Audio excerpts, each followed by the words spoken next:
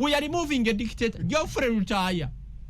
N'ababaka basewungu ba Hildamani bonna basuza ku Sheraton bakuba muziki olwamaze okusula bonna basuza mu Sheraton bangambye endagano eri ntontabalanga sikutabanda Kyagulanyi lyo obulamu bwonna ffe tuli eno ne bakimanyi nti there is only one person who works 24 hours okujjako government eno, that's the basic. Ate bamanyi comedian ye Kyagulanyi akola politics for only 45 minutes a day. Abantu bonna be yali abali Dr. Kizza Besigye bonna bamutunda amulyamu olukwe. Nobody mu history ya Uganda yali alwanye genuinely ku cause y'abantu nga Dr. Kizza Besigye. Lubongoya is a state agent. Yenze Haji Arun omusomi w'edduwa asangiwe Bulumaji ku luguudo lw'Ejjinja kola ku bintu ebyenjawulo ng'emuli endwadde zitawaanya abantu ababulijjo kola kwabo bonna abalina ebizibu mu mukwano. Bw'oba olina ebizibu mu mukwano jangu gyendi neeyonera nsobole okumalira ensonga. Kola ku mikisa egy'emirimu, kola kwabo abaagala okugenda ebweru, muntu nk'okozesebwa amajiini, okozesebwa Saitran, ebyo byonna mbikolako. Osobola okukozesa ennamba z'olaba ku screen oba okuweereza obubaka. Ensonso zi program entugga kwe tuli ne Mwami Frank Gashumba every Monday brother, ambao wano Adam Kongu ne mukulu oyo nga tugayagaya mu nsonga. Abatuuliza ku Radio 4 ne Radio 7 yonna gye muli mbalamusizza zemba kubiriza kimu wepakasizo beremu n'akasente. Programu eno entugga situgikolangako ngeri political. Unfortunately muganda nge kungu ye intro zawa politics saleta mmere ku meza z'abantu kungu. Kungu nawe oli musajja mubi. Tenkuze Mwami Gashumba. Oli musajja mubi. Mulowooza buli muntu alowooza byabufuzi. Kungu abantu bali bubi, bantu basula njala, bantu batambula bameketa mannyo olw'embeera gye balimu. Buli lwowa intro ya byabufuzi abantu banga bagamba nti tulina kwogera ku politics. You get it? Kino nkibagamba wano ku Radio 4 ne Radio 7. Ebyobufuzi bikyusa bulamu bwa muntu alondeddwa siggwa omulonzi. Era munnabyabufuzi atajetinga kalulu kamuwe office emwaka sente. You get it? It pains me nti emyaka anagenda aremu emyaka nkaaga abazungu nga bavudde wano nawe a celebrated radio personality or a TV personality ero kyatowinga layini eyo ebyobufuzi tulina keera wano kuzzaamu bantu maanyi bakere beepakasize baberemu n'akasente nabo beeyagale bagule akanyama waka bagule kasukali basasule umeme basasule national water bazza abaana ku ssomero. Mwalonda 2021 nze nakugamba saalonda 2021 ogana okulonda bulamu bwani obwakyuka bw'ababaka obulamu bwabwe bwakyuka kati bakomyewo full swing. Yes, abali batazika baziika, abali batagenda mu church bagenda, abali batali basiraamu bagenda mizikiti okwanjula bagenda buli wamu banoonya kalulu yebadde batakola wakati kati awo era abasiru as usual era muddemu mu balondi twagala bantu balondi omusiru siruwalira ddala omugezi tegeerera ddala twagala bantu balondi mu migo balonda ki kubayamba ki okulonda kwali baddenga $1 nga bwengenda mu forex bureau njivungisa ne bampamu sente oba kwali baddenga euro or a pound or a Deutschmark. Every after 5 years tulonda mu Uganda, do we have better roads? No. Highways ziri okay. Look at Kampala linga kikomera kya Mbizi. Buli bintu byonna biri upside down. Okitegera ndowooza. Nenjagala otunuye obulamu bwa kansala. Otunuye obulamu bw'omubaka. Yajja atya nakati wali. Omubaka yalina omukazi omwe ayina bana, yalina bodaboda ayina moloka nnya. Yalina walugwe manya atayina suit kati ayina apartment buildings. But these are representatives of the people. Bakise baba. Anti kyekakatako okubuusa abantu wano. Nti abo tebabakikira ba. They don't represent you, they represent their families. You get it? Bali kubyabwe. Okiwulira? Ababaka bameka abalina abaana baabwe masomero wano kakati abaana bali bweru Nyanzi yakugamba abaana be bali mu America. Yebasomera. Nalabye bana abaana ba Nuupu abadde bambadde uniform za red. Ndagayo omwana w'omubaka yabadde waawo. Mubana babadde bayimba ne kuba saluti. Omwana w'omubaka oba relative w'omubaka yabadde waawo. Abali era abasiru be babaddewo. Bana babadde obayise basiru. Those are idiots. Showing love to their president. President Kagame abayita idiots. So these foot soldiers. Yes. Amajego kutaka. Yes. Gawa. Mundageyo omwana w'omubaka omwe yabaddewo. Kubabaka ba Nuupu. Oba muganda we. Kati enkyanga mwe baba yoola. Baba yoola. Buli otandika okusemberera ennyanja, Gonye ejja kukwata. Siwulirangayo nti Gonye yakwatidde omuntu mu paaka empya. Tekiriyo. Ate mu abaana bato kino kakibagambe kibeere ku record. Muzanyise President Yoweri Museveni yete muzanyise omusajja gwe bayita Muhoozi Kainerugaba. Kino kibagamba. Museveni mujja muzanyisa mu mukube mu katuni mu mukole mu buli kintu kyonna, but don't joke with the man called Muhoozi Kainerugaba. Bwe mugezaako okukola ebintu ebifaanagana amagye, ekibonezo kyenabaweebwa mujja kiriguleetinga. Ye tali tolerant nga Mwami Museveni. No. I know General Yoweri Museveni, I know General MK. This one is not tolerant. Si tolerant. Banjawulo. Kubuuziza. Menyera abaka ba Nuupu. Go bamanyi go singo ba hosting. Bamenye. Segona. Wano mu Kampala tuyina Shamim Malende. Tulina Engineer Balimweza Ronald Nsubuga, tulina Joe Rusenyonyi, tulina Bubeka Kawalia, tulina Goret Namuga, tulina Muganda Wenansana. Tubanji, there are very many. Kakati waliwo embizi eri kunegama Mbuga Shumba wali mugezi nyoto kyalina magezi. Lwaki ondabo basi kyagayina? Waliwo omuntu ali mu kulaba. Omuntu ali ku TikTok akulaba. Ali ensi yamukuba kubadda. Basula ebikubi baluma bayomba na message sula mu siringi ali Gashumba. Mwami Gashumba newunyisiza. Bomenye endagayo muganda waabwe yabaddewo. Mulaini. Bomenye endagayo muganda waabwe. Kubano tekuli bemmenye.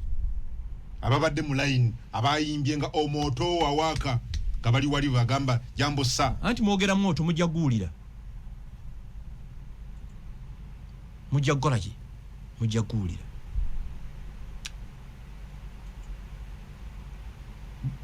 Nabeerako mu nsi ezo, nabeerako mu Amerika eyo. Naye tebaagala baddugavu, tebatuwagala. Bw'oba omanyi tebakwagala, gezaako nnyo olwana oleke kukola bintu biyinza kuleetera buzibu. Ontegedde? Bw'oba omanyi mu kampani mwokolera tebakwagala nga batuuka ssaawa 3 gwe tuuka 8:30 baleke kuba na kyekwaso.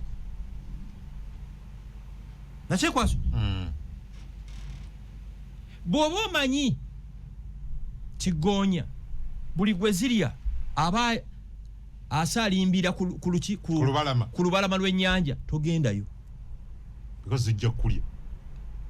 Sijja kulya. Muganda wa Lubongoya kye yabadde waawo. Lubongoya is a state agent. That's an allegation.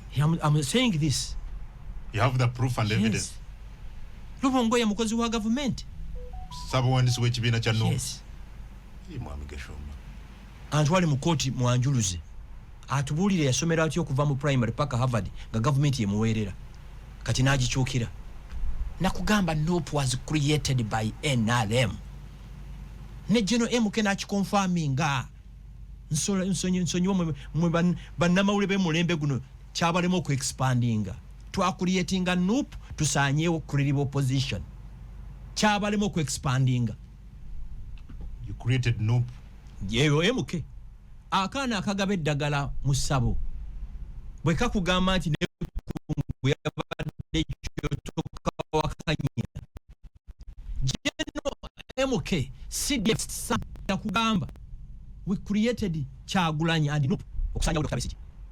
You get it? Can Lubongoya explain to me muganda we yatuka kyo kuba nti akola mu State House? Nga naye assistant wa number 1. Aina muganda we.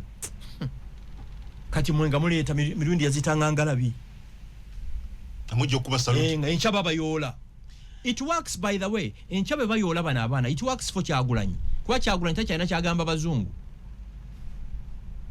Abana yagala bala makomera. Yes. Abana yagala bala makomera. Because yisi Mwami Gashumba ekimu kukyewunyisiza abamu. Waliwo ngamba mujangwe Rugogo waliyo show. Besi jali mu kooti akaba maziga nze nzije mu show. Sisobola. Watujja kubesije but asebo nze nerese wano. Nyina nange kwentambulira. So nkuleko okole. Nina kweta ongamba otya. Ongamba otya. Bwense breeding. Lutaya show yagikoleddewa. Yabadde ku South Africana? Sheraton. Opposite yes. Makaga president wa Museveni. Opposite. Nga bwe mpandula amaluso okuva ku show ya Lutaya gatuuka mu State House. Uganda breeding. Ababaka bamwe ne bazina ne beefukulanga ebisaanyi mu Uganda breeding. Gwenga bakugamba we are removing a dictator. Dictator ali across. Ate bangambi yasuzeemu ku wolu. Natuka no bagamba mugambe bakendeezeko katono njala kwebaka. Kungu muyamba abantu. Kungu temukolanga show zino kukola show no fuluma. Muyamba abantu. Tubagambe chi. Muyamba abantu. These are masqueraders. Who is the masquerade? These are masqueraders. We are removing a dictator. Geoffrey Lutaya. Nababaka basewungu ba Hijamani. Bonna basuza ku Sheraton. Bakuba muziki. Olwamaze okusula bonna basuza mu Sheraton bangambye. Endongo lwawe. They are removing a dictator. Uganda is breeding. Nego bagala okujjako Museveni go bagala okujjako. Olutalu mwobo yingide State House. Lutaya yabagambye ko bannange tulumbe State House. Bali mukatemba. Ono sina katemba twamusasuliranga ogendo mulaba. Kino it's beyond. It's beyond. Mnade nkebera record zange Dr. Besigye yakwatiwako 2-5. South Africa. I think nadibwamu nakwatiwako 2011. Ekyali mu Uganda kijukira. Kiriwa. Yali badayo kimubezinga Kyagulanyi mukozi wa government. You get it? Naye yavudde Mwami Kyagulanyi na fulumya akatambi. Akatya. Nga akubiriza banna Uganda avumirira. Ebya Dr. Besigye yali agenze ku mukooti. Endagano eri ntontabalanga sikutabanda. Kyagulanyi lyo bulamu bonna ffe tuli eno. Kunga abantu bave mu bintu ebinabaleetera ebizibu. Naddala mu Buganda mukyamuka nnyo. Muve ku bintu ebinabaleetera ebizibu mu famire zammwe. Mwepaka kati mwanyi omanyi sente weetuuse? Eri mmeka kilo? Yamanyi ya bei. Eyingidde gumu kakaaga. Mwepakasize muweerera abaana. Muve ku gino emiyaayo gino.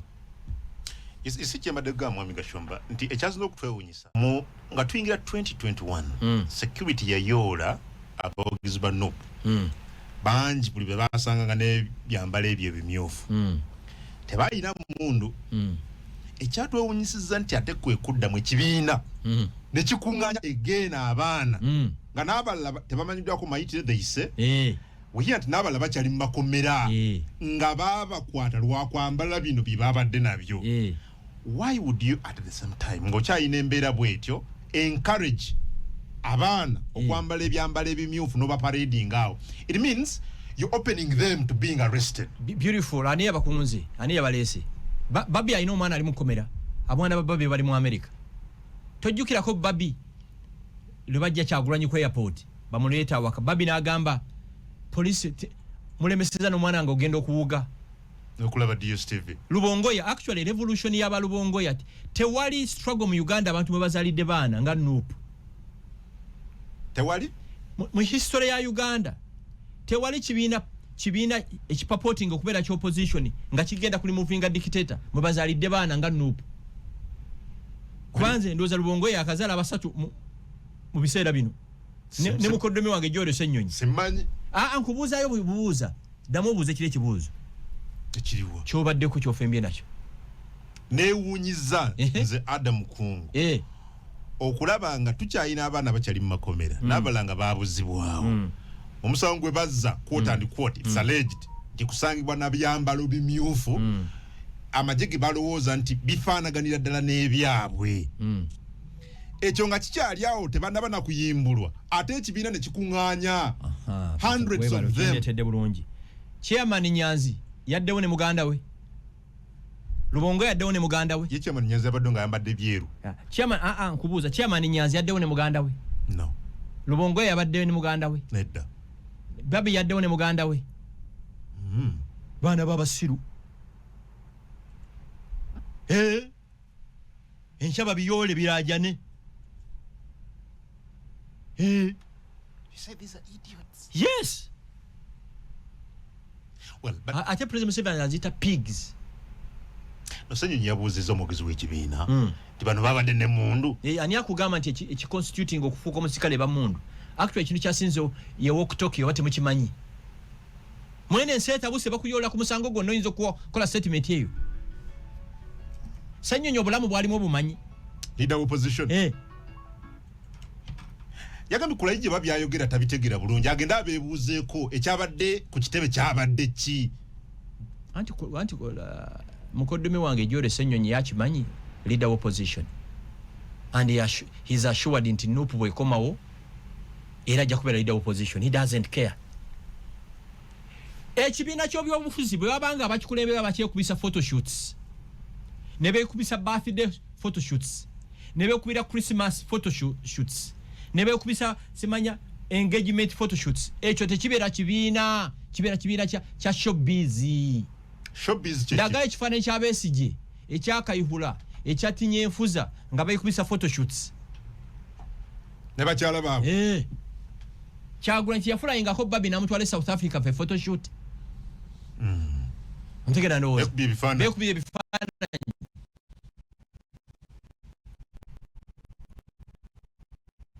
ono gwe baagobye Makindi 10 abiina tebiri ku internet mwenga mutwalinga bizamu babanga bakyekubya ebifaananyi tekiriyo ku birthday ku engagement ku baby shower ekyo si kibiina kyekigamba nti kijjako dictator kiba n'obudde bwekubisa photoshoot za birthday baby shower wedding biki ebyo valentines ez'abatumbaavu yaluta yagikoze ddi ku valentine ensinga ebulidinga omusaayi abantu baba n'obudde bwalaavu ensinga ebulidinga omusaayi abantu baba n'obudde bw'amapenzi nejjofuliranga yalaze omukwano ngagulaga mukyala we namuga baby nkwagala nnyo ebyomugezi omusiru yalya ebyomusiru omugezi yakola ki yalya ebyaki ebyomusiru omugezi yalya gwe tewalabye Uganda nga bleedinga ku kivulu kya Lutaaya obedda ndaba video clips nziraba ku TikTok biki ebyo ne beefukulanga ebisaanyi ne bambala bino ebigoye batungisiza mu kiyembe ebyo ebimyufu basengu ne bajja nabo ne beefukula n'abalala Uganda bleedinga ne gwe bagamba nti Museveni gwe baagala okumuggyako ne bwewandula amalusu sho yabadde ku Sheraton ku mulyango gwa Sheraton nga President Museveni ali mu State House Nakasero. Uganda's bleeding. Bleedinga kati nga nawe kungo omanyi gwe oli wa Nuupu ng'ogamba mbwe bleedinga nenda kusaba tonsi baako basajja oli wa Nuupu nembe lyonze ndi wa PLU nze sirina ndi ala ni mwamigo shumba intelligence yonna gye tuyina yonna tolaba nti nsiiba naye wano mbeera nawe wamma bampayiriza ono wa Nuupu ate ddembe lyo no sirina kibiina for a record siwagira NRM siwagira Nuupu siwagira PLU siwagira FDC owagira ki yogera mazima kungo oli musiramu yalayira ng'otya Allah layira nti ng'antya Allah sina kibiina kyempagira oyagala ngambe kimwamigo shumba layira nti ng'otya Allah nze ng'antya Allah mpagira PLU weyogera ense tuwulira well twabadde mu Valentines zanyo budde bunatukkiriza naye kati mwabawala kambabuulire ekisooka n'abagambye byo byakijega nze Frank, I don't have a specific day for my wife oba my girlfriend. Ekyo tikiriyo. Nze buli lunaku I celebrate her. Bwe nsanga akantu akalungi mu dduuka ne nkagula kubanga simanyi oba enkya abirawo. N'ekirala ate nze mu kino ekyo mukiyige bw'obeeranga mu relationship ng'omuntu omwagala nnyo kola buli kintu kyonna bwe breaking up oleke kwekwasa nti oba nyina kyesaakola. Ontegedde? That's powerful. Bw'obeeranga mu relationship ng'omuntu omwagala nnyo kola buli kintu kikole. kikole. Bw'eta working out oleke kwekwasa nti oba nyina kyesaakola.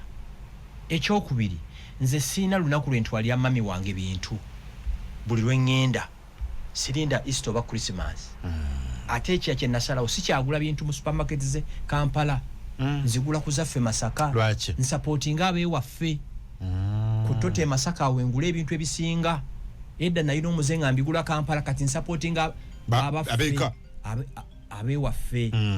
Kyova olaba nzisa celebrate nze ezo nnaku zammwe. It was a normal day. Wagamba mu katambi akatambudde nti olunaku lwa Valentine baluwa abajega. Nnaku lwa abajega baluuza abantu abeeraga show off. Kasita oyingira 4th floor ogimanyi emyaka aga. Ebintu bikyuka. Kati Frank Gashumba ngenda ntya mu Sheraton oba Serena oba Mistil n'ebimuli n'omukazi bandaba batya.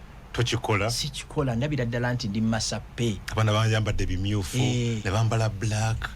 Wali bwe nalabye oluno omukazi oli omukulu bamuwadde bagize ebimuli ne babitimbatimba bwe bitinga sente bukadde nga butaano ne bazimba mutwale 5 asuka myaka nandoza yingira 5. Kati tulina banoonyereza akumanya nti balwadde bangi. Omanyi New Vision yakola story eyo nti kubuli bantu oba 10 bosinkana oba mukaaga be balwadde.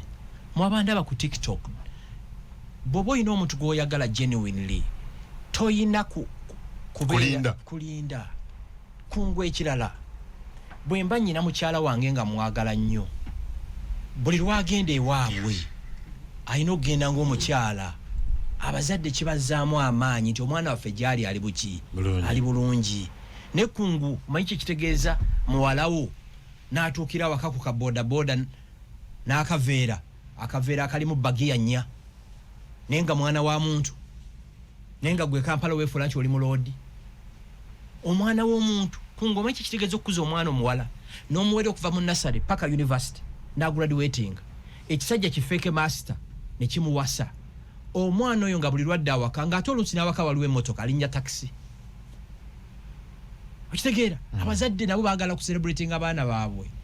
Kankusesa ki mukyala wo bw'agenda mu kyalo n'emmotoka yo oba ng'omuwadde driver taata w'omuwala oyo oba maama we ayinza n'okwefuula mbu alinako olugendo mu area eyo ne bamuvugamu. Mutandika okucelebrating abakyala bammwe oba babba bammwe every day. Bw'oba omuyina omukyala gwe majjukirako yono obusente bange zisoba mbukadde obutaano bazinze obwetaano. Bano bamaalo no yakulira amaalo mu Africa mumanyi oyo. Otegera ndo. So kyenkutegeeza celebrate them. Nze nakugamba nze Gashumba sina saati nti ya mikolo sina mpale nti ya mikolo sina oyagalidde woyambalira kati gine misipi ogiraba. Nze ngula omusipi ne ngwambalirawo guno gwengenze nagwo nenzeyo mu kaveera gwange nze celebrating nga agenda okufa enkya ate ne celebrating nga agenda okuwangala emyaka 30. That's me. Ogulenga tunojambalirawo eri noteeka mu buutu nze kasinayo mpale nti ya mikolo ekati waliyo nva tuzirya ku nnaku bweziti Sunday abantu balanyewo pompo nensi ebyo biki ebyo. But to me nze ne bwe nfuluma no ku radio 4 nesanga restaurant walinga inakifumba oba mucho mulungi omanyi lwaki mikwano gyange bonna abanfuddeko abeerumyanga abaana baabwe balidde sente zaabwe ng'ekyuma ekirya kasooli.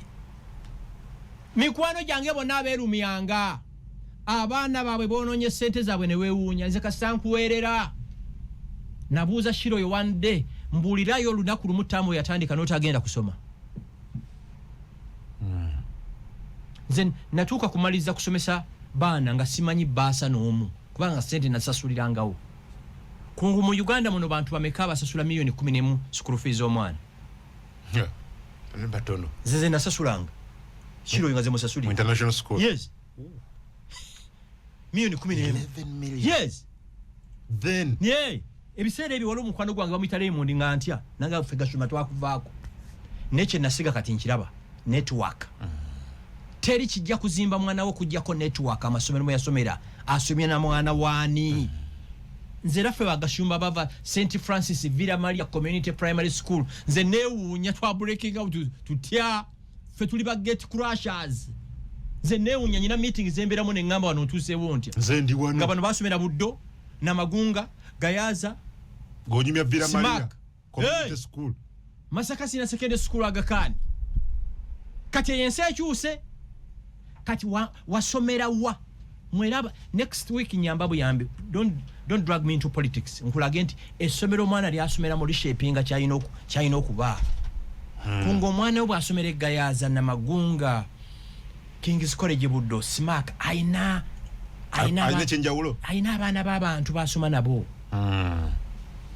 okitegeera mikwano gye beebo niyo omwana we bw'asomera mu buno obusomero bu Kabukunge Meya Primary School kyabazala public school obwo chance ziri nti ku parents de boda ze zireeta abazadde agira ku boda kati omwana oku breaking through ekyo si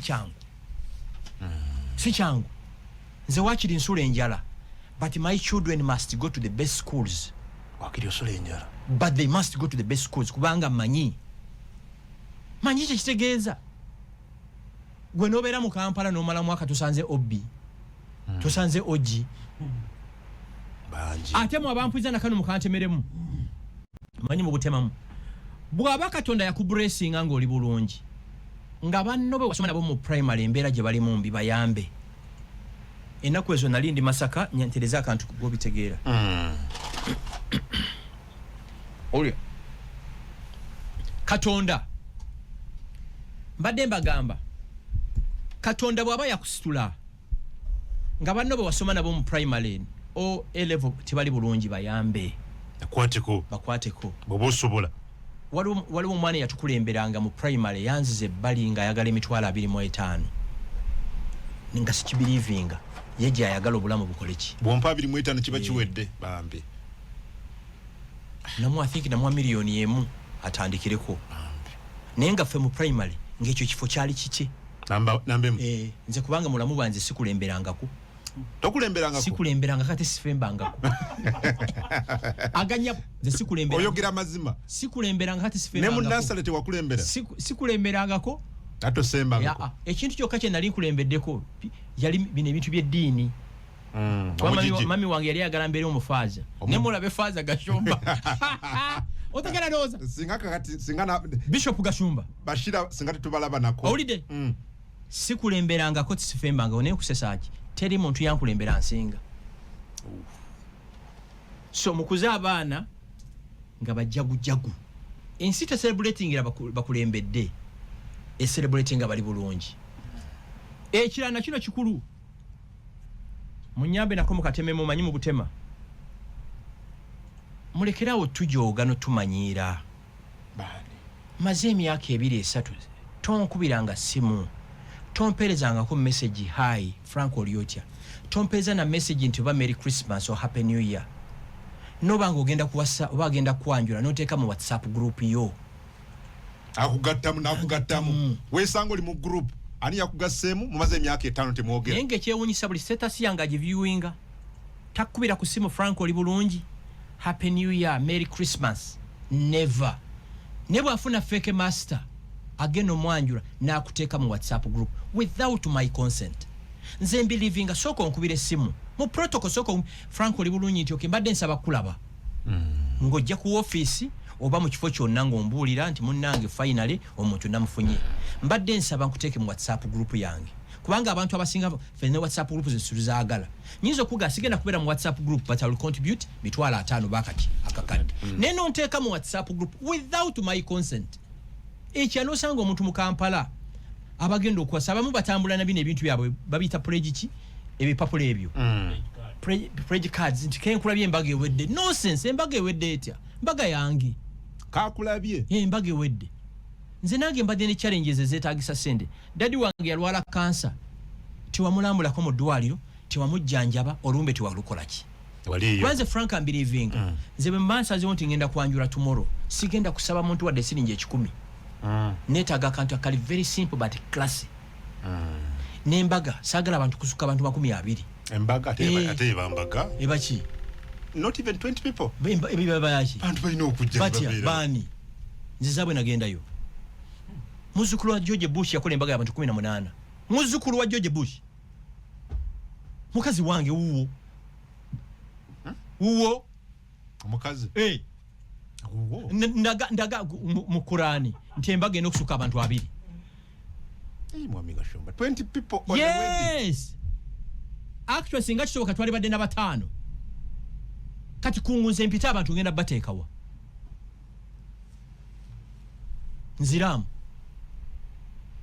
abakozi ba radio foboka basuka 20 because banje honestly mbateekewa ku bantu bomanyi n'abanjagaliza embaga enkya because awogera nyina gwe natizinga omusajja omuti nyala ngenda kola mbaga nangamba ngenda kuwa $25,000 mbateekewa neetaga Nambole ate Nambole bagisalako kati bakyakkiriza mikolo mbateekewa then ojja kuwulira abakugamba nti Frank oyo n'akola omukolo n'atatuyita bebaani mbayita ntya mami wange kasaagubeerako ne baganda bange nti bajja kubeerako waffe kitaffe yatuzaala abaana 3 totola bwe nagenda Hoima abantu nga banyiigira kungu gwe tumanyi owaffe nze ndakunyiigira wamponya n'okumponya amafuta g'olwo Dr. Besigye yalabise nga ali frail ali very sick wano ku Buganda Road Court ku Lwokutaano baatugambye nti ali ku hunger strike jo kumacha family yatuza meeting nga bayita mu Edith Byanyima yatuga nti baafuna essimu okuva mu authorities mu prisons aga musindike personal doctor wa Dr. Besigye ajala be client we but zabadde ziwera sawa nga 9-10 minister Chris Barrio munsi na tubulira nti yagenzeyo mu komera nalaba ku Dr. Besigye na mukubiriza okulya emmere baladeje bwazibidde nga tufuna muli okuva walukwago ne omubaka omo nga tuga nti Dr. Besigye bamututte Bugolobi which we later actually confirmed tinga ali bubi bamudusiza mu ddwaliro limu Bugolobi anti Dr. Besigye ekimukabya amaziga tumi biri abasinga kye mutanda bakumanya mmwe si luzira ne ate komereri ye luzira ontegedde ekiyunguza Dr. Kizza Besigye amaziga si komera lye luzira upper prison ne ate komereri limu komera luzira komera kyeryo Dr. Besigye ya confiningibwa mu kasenge akake bwomu talaba muntu yenna 24 hours n'olwe Sunday takkizibwa genda kusabako nga we tuli wano mu studio ng'olimu wekka bakugamba baali basibiddwako teri kintu ki breaking down musibe nga confinement ezo ne Kayihura bakimukola makindye mbwate ekibi bayinza okuteera mu radio ng'eyimba oluyimba lumu n'owuliriza oluyimba lumu okumala week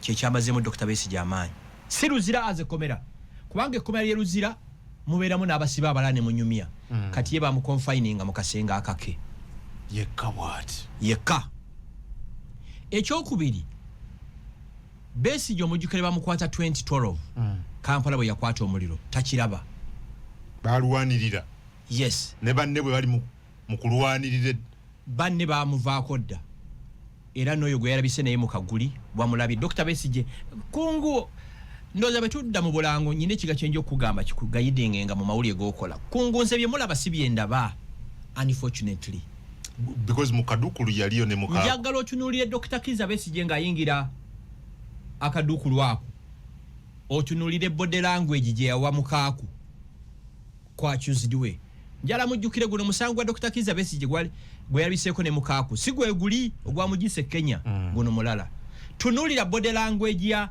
Dr. Kizza Besigye ne mukaaku kwege singa waddewo n'opportunity tiyali mutunudde nako nga kiri kimu mwabetraying eggwanga lino abantu bonna be abali ne Dr. Kizza Besigye bonna bamutunda amulyamu olukwe nenze dokita namugamba 2016 yenyini yatugamba nti akaluko katika chainza kujja mu 71 2017 2018 officially ne mugamba nti nze mpanise nzize mu business kati bitadde byofuzi ata ine kigambo kiyangamba nti nze yangamba Gashuma ze sina muntu gwenyigira nti agenze kubanga gwe wereeta ate kyagwe nkwagadde nnyo kubanga ombulidde waliwo abasiiba wano nga beefula bali mu struggle naffe naye nga bakolera state abali mu birala kati nze laavu gye nyina ku Dr. Besigye sinza agenda luzira mulaba nange bayinza okunyingizaayo sisobola gendayo nobody mu history ya Uganda yali alwanye genuinely ku kozi y'abantu nga Dr. Kizza Besigye muve ku bano badiikuula ba comedians ekyokubiri mwenna mwerabira Besigye yali a certified medical doctor mu Aga Khan e Nairobi gye yaleka emirimu gyeje egy'ebitiibwa n'ajoyininga General Yoweri Museveni ne group muki munsiko 5 years era Besigye akuga nti okubonaabona kwalimu kaakati tikwenkana kwe yalimu eruweera ate munsiko it was worse ne bawamba mu 86 at the age of 27 n'afuuka minister wa internal affairs. Abantu abo ba Dr. Besigye ba General Sale ba Fred Rwigema ba Kagame ba General Yoweri Museveni balimu ekintu ekirala at the age of 27 n'afuuka ki Minister of Internal Affairs.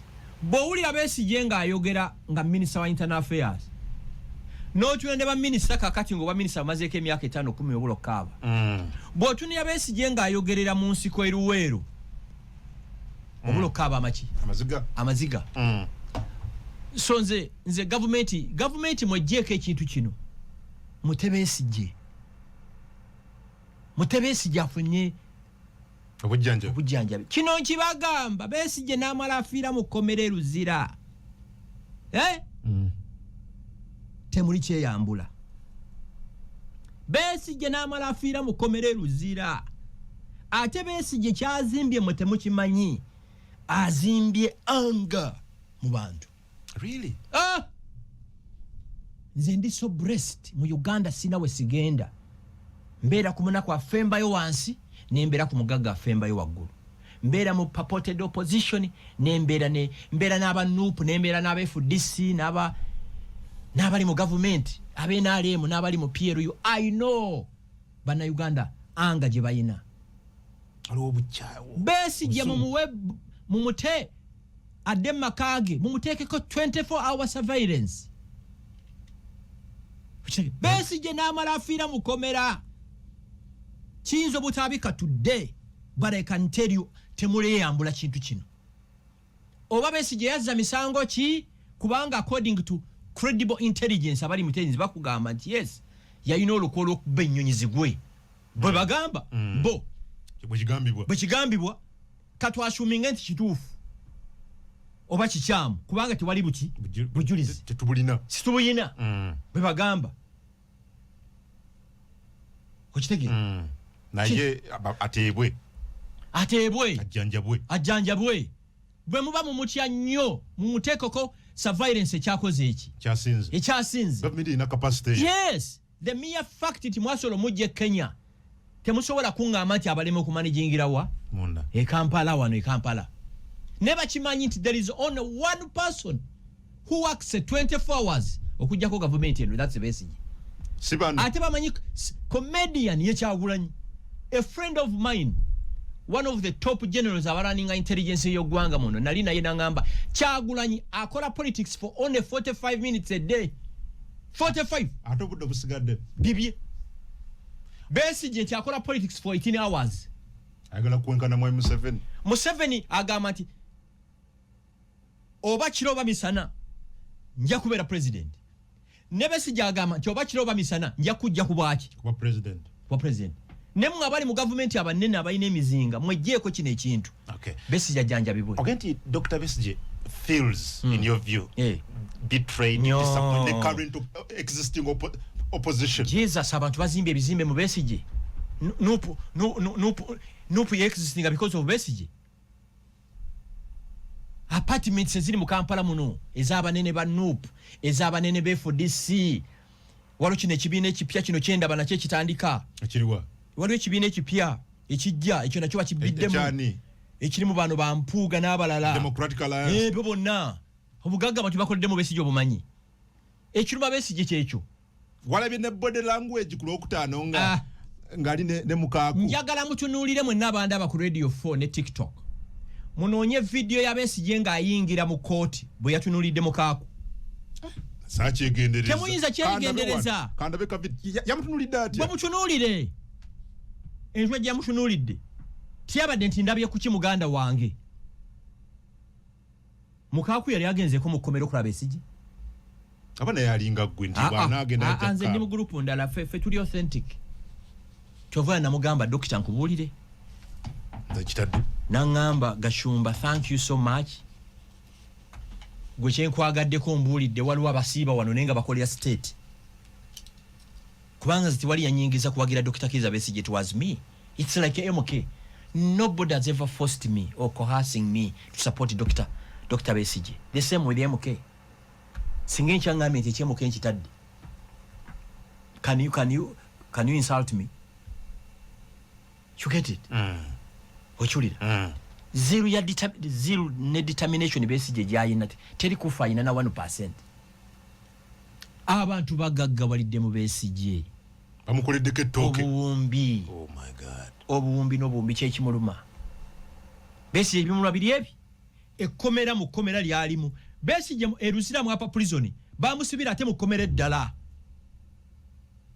owulira kati ekyokubiri banne ate Besigye yakugamba nti ye mukimanyi nti kooti mashu yatandika na Besigye 2-5 mukimanyi ekyo kintu kooti yatandikwa 2-5 yatandika na Besigye kooti mashu eyo era yagigaddewo kwa Besigye yagamba sijja kukozesebwa mu kooti mashu era yagigaddewo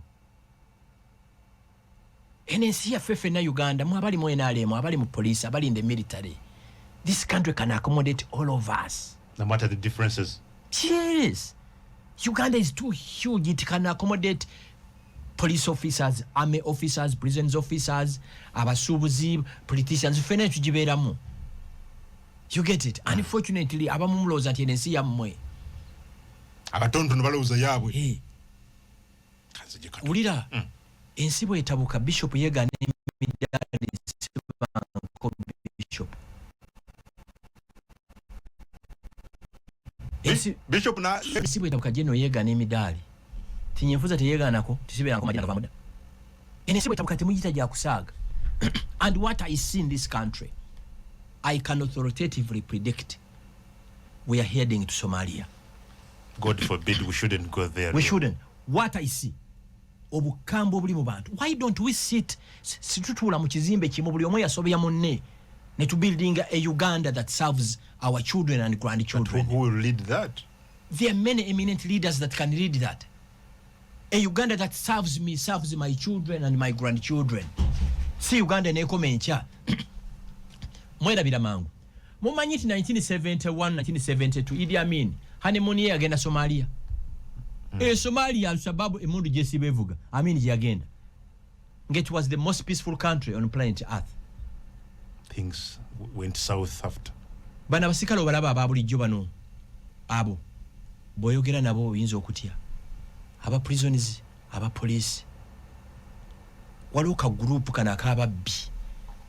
Bani abadde babbi billion nkaaga. Bayula abakungu baaki ministry. Kwaliko mu police junior. Nedda. Kwaliko wa police wa PDF junior. Nedda. Bonna siki banene mu ministry. Kungu tuna maaso muno. Abantu babbi eggwanga lino. Kungu. Abantu babbi eggwanga lino. Abantu babbi eggwanga lino. Ate abasinze okubba eggwanga lino si bannabyabufuzi, bakozi ba government, principal accountants, under secretaries, permanent secretaries. Kungu. Abantu babbi eggwanga lino. Abanga gagga. Gwanga lino gagga. Abantu babbi eggwanga lino. But I can assure you, bw'oba omanyi nti oli mukozi wa government, nga wetabye mukubba eggwanga ensi ekumanyi gana amayumba gemuzimbi apartments amafaamu buli wamu one day ezo farm abantu babulijjo bagenda zokyupayinga kino kikugamba if we don't sit down and reconcile as Ugandans nze nkikugamba kungu tewali muntu mu Uganda ali blessed like me kwa buli muntu njogera naye abantu babbye eggwanga kano Nakalema yaŋŋamba nti okukwata ababbi mu gavumenti n'obamalayo weetaaga emyaka 200 kateero y'obubbi tojjukirako be baagamba nti baateekangamu 1% or 10% mu budget y'eggwanga 10-20 bakozi ba UPDF nedda ate siba police ate siba police General MK I know it from a source bwe yafuuka CDF waliwo kateero gye yabreakinga mu Ministry of Defense by 300%. 300% inflation y'ekintu. Obaana. Olira, omumeja deni omwali Katebe MK yagamba nti ng'akyali mulamu taliddamu holdinga position. Nga kitegeeza singa government ya Uganda badde egenda gula ngeri mu procurement yagula byakulwanyisa bya milioni 10 milioni 2 ebanjawulo eza dola za muntu sakugamba family emu abaana baba basomere Nairobi buli weekend bakoma wana wakyogera wano nentya nakiwulira nkumulembe gwa Mobutu Sese Seko DR Congo abaana bagendanga France okusoma ne badda ne wano bwekiri kati ate abantu abakwiro bamanyi ababbye eggwanga banyo beba purporting okubeera mu opposition ne botakyogeranga nsibukawa Bira Maria omuvandimwe ya Council for Van Mutabanira Bidde omushi omuvandimwe omuvandimwe obo munyarwanda omuvandimwe siri munansi wa Rwanda nze ndi munna Uganda you people kunga kasera katu nze siri munansi wa Rwanda ndi munna Uganda nsibuka wa nsibuka Rwanda nedda nsibuka wa mu Uganda muno owa Bira Maria mu Buddu kati ngamba onja munansi siri toli munyarwanda siri nze ndi munna Uganda 10 ku 10 kati I'm getting confused the baba yali mazina abatuuliddewo bakitegedde oli muvandimwe 10 ku 10 ndi muvandimwe ndi munna Uganda 10 ku 10 tayagala kuwuliriza kirikira Rwanda banansi bayo babayita Rwandans nze ndi munansi wa Uganda president wange president Yoweri Kaguta oli munna Uganda I disagree with him ku bintu bingi but he's my president. Okay. Citizens of Rwanda are called Rwandans and Banyarwanda. Kwachulide. Kino ekintu akaseera katuuse ebintu tubitereeze nga bukyali. You cannot say you are Munyarwanda and you are a citizen of Uganda. Ndi Munyarwanda ndi munna Uganda. It can't be. Mwatendi Musiramu atendi Mukatoliki. Okay. Nze ndi muvandimwe. Okay. Nsibuka Bira Maria. Nga bolaba bafumbira. Ukitegera. Zino ensobi zaakolebwa zinoterezebwa. Okay. Ontegedde bulungi. Kitegedde kati bulungi. Mwami Frank Kashumba muvandimwe okuva Bira Maria. Muzukulwani. Walwa bugiri. Civilization yatandikira. Yes. Kati ekisooka nze siri mukwano wa government eno. Nenyina mikwano gyange abakola muki? Mu government. Ekyokubiri nyina wano akatumba avuka Nuupu kagambye bannarwanda mmwe mundadde bwammwe akanyarwanda ke bayita babbi ke kajja okusooka ku loole babbi itungo kakazi ka Kyagulanyi ati ono muleko takuza nsobyo nze nyimanyi kyabategeeza a generating a hate bw'oba ogamba akanyarwanda kajja kudda ewaabwe ka babbi itungo Kyagulanyi kakazi ka Bobi Wine ke kajja okusooka ku loole n'obwana bwe abantu bajja ku misinterpreting bajja kusala mu bino baleke kujja kyenjagalira ddala kyenjagala balekerawo bukyayi ku Banyarwanda Abanyarwanda banna Uganda ng'abantu abalala kumenyera Abanyarwanda bali muno bantu mwe bantu sewungu muki nyongera omulala ate kumenyera kabarundi ala ekanzirimo mukyala we gundi mukyala we Masindi mama ennaku gy'olimu naffe gye tulimu nze Dr. Besigye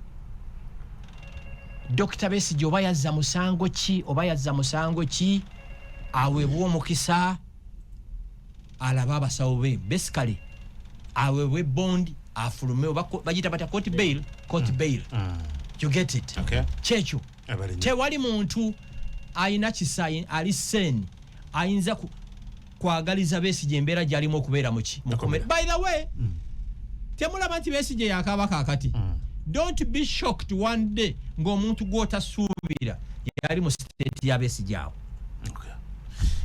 Adam kwe tulituwuliriza nze Bwire Michael Mukisenyi Prime Grow webale. The truth is UPDF and government are seeing NUP soldiers as a force because they have command, communications, control and structures, so this can also bring problems to them.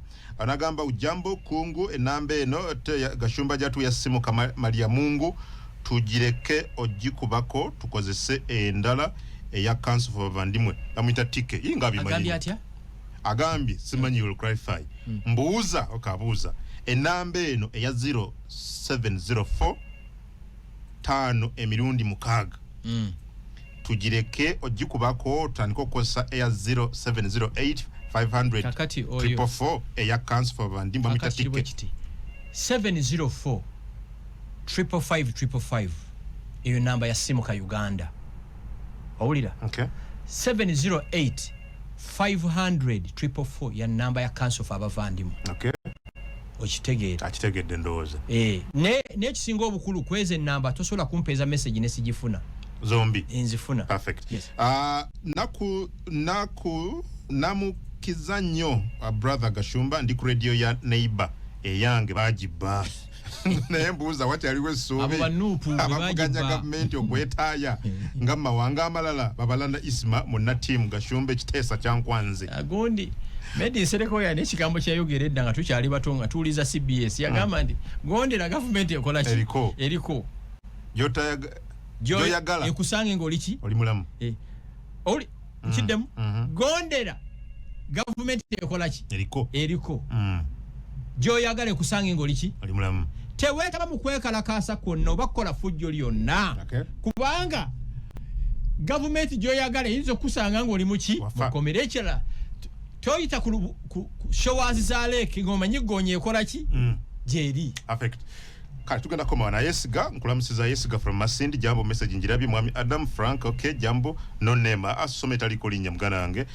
tono nagamba ye kongwe bali kuwereza nze Jimeke emukono jambo mama Sibate Kitebi jambo webale nnyo very interesting discussion Sam alichijunjubwa Mwesigye gambute Mwesigye musomesa Mwesigye Sam kijunjubwa jambo ndugu webale kuberanga nawe kuoli ogoberera anebo oli nabona balamwe nabasindikire message please keep the conversation ku social media ne walala bangobera ku Sanyuka TV munegate kuna tona ku olwencha wiki ejja tugenda kwogera ku nage tugenda kwogera ku wiki ejja ogambye tukuwe obudde tuberenga masomero twogera ku masomero ye na widembo bigezo byakumyeyo ne tebitegerekeka kichi grading ki grade assortment zikyaliwo kati bya senior 4 senior 6 ya senior 4 senior 4 nawe yasoma nawe tukola nawe ku radio yemu akube